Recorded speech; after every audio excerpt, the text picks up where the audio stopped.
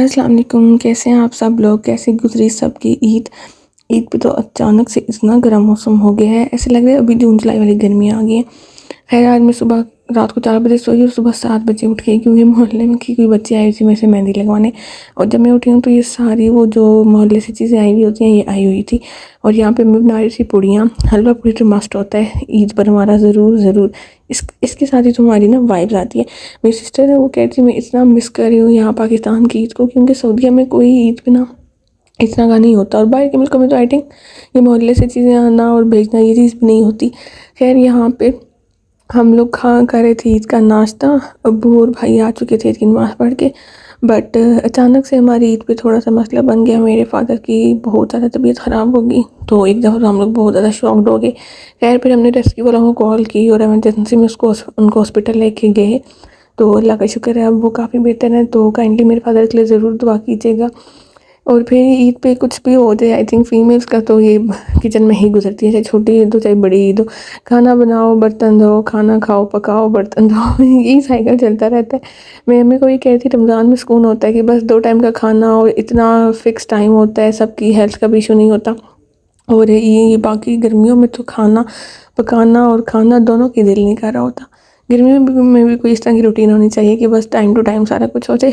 خیر یہ تو چلتا ہی رہتا ہے پورا سال، کچھ بھی ہو جائے کچن کبھی بند نہیں ہوتا، چاہے کوئی شادی ہو چاہے کوئی فوت کی ہو، کچن والوں کی چھٹی آئی تھنک کبھی نہیں ہو سکتی۔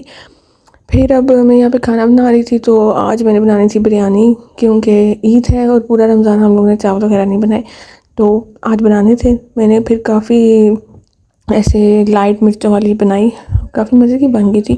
چکن میں نے میرینیٹ کر کے رکھا تھا، کیونکہ چکن میرینیٹ کر کے رکھو ایک تو جلدی بن جاتی ہے اور گریوی بھی کافی اچھی بنتی ہے۔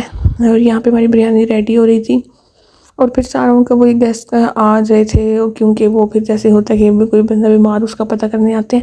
میں 2 دن سے سوئی نہیں تھی صحیح، تو پھر میں اگلے دن عید کی اتنا زیادہ سوئی، میں رات کو سوئی اور میں اگلے دن 3 بجے جا کے اٹھی۔ اس کے بعد پھر ہم لوگوں نے جانا تھا اپنے پھوپھو کے گھر، اور یہاں پہ ہم لوگ آئے ہوئے تھے پھوپھو کے گھر۔ ہم لوگ 3 بجے میں اٹھی اور شام کو بس اچانک پلان بن گیا پھوپھو کے گھر جانے کا، اور یہ دیکھو ہم یہاں پہ ساتھ قہوہ پی رہے ہیں اور ساتھ مٹھائی کھا رہے ہیں۔ آئی تھنک ایشین پیپل کا یہی ہوتا ہے، قہوے بھی پینے ہیں اور ساتھ بدپریزی بھی کرنی ہے، اور کچھ لوگوں کو تو عادت ہوتی ہے گرین ٹی میں بھی چینی ڈال کے۔ خیر میں بہت کوشش کرتی ہوں کہ ایٹ لیسٹ جو قہوہ تو بندہ ہیلدی بھی ہے۔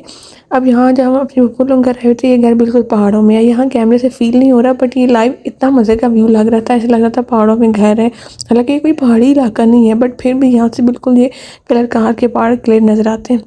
اور میں یہاں پہ یہ والے شوز پہن کے آئی ہوئی تھی کھلے، کیونکہ میرے مائنڈ میں نہیں تھا کہ وہاں پہ ایسے راستہ ہوگا اونچا نیچا، یہ کہتی میں نے بڑا غلط چوز کر لی اپنے شوز ایسے، تو یہاں تو جاگرز پہن کے آنے چاہیے۔